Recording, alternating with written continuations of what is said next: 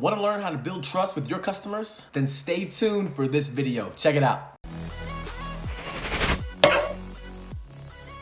What's up, everybody? It's your boy Steve, helping insurance agents build a trusted brand with video. If you haven't already, consider subscribing and click that bell so you don't miss a thing. So today we're going to talk about this little thing called trust. Now, we all know how important this is in any relationship, whether it's business or personal. But sadly, a lot of businesses don't put in the time and effort to build that trust with customers before asking for the sale. Why? Because building trust with a stranger is hard. And if you don't know exactly what to focus on, it can be nearly impossible. So in this video, I'm going to give you a few tips on how to build trust with your customers. Now, the first thing you have to remember is to be your authentic self. When clients trust you, they usually feel like they have a good glimpse of who you are. And getting to this point takes a lot of courage and willingness to be vulnerable.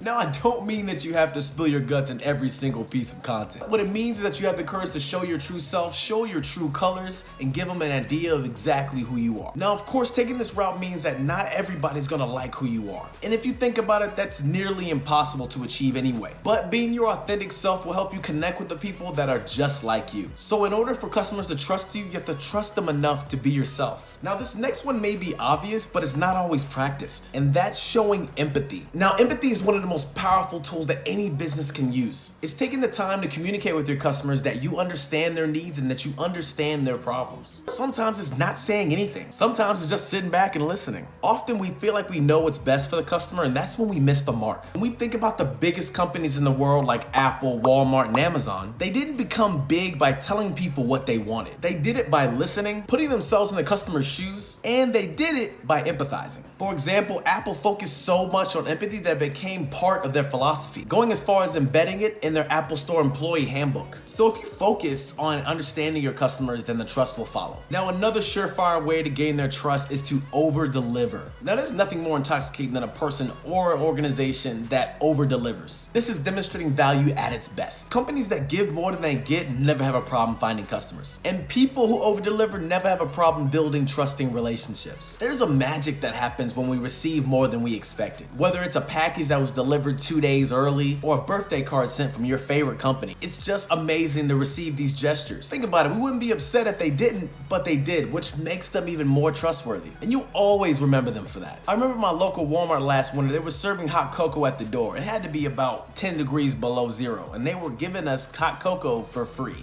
Now, they easily could have charged us for cocoa inside, but no, they decided to make us hot cocoa at the door and serve us before we even started shopping. They didn't have to do that, but every customer was grateful for the gesture, including me and my family. Going that extra mile for customers really goes a long way, and they'll never forget you. And doing this gets you much closer to gaining their trust. Now, if you want to learn a couple of strategies to avoid when selling insurance, go ahead and click the video in the corner above. Question of the day, what tips do you have for gaining the trust of customers? Type in the comments below. I'd love to hear what you have to say. Until next time, I'll see you around.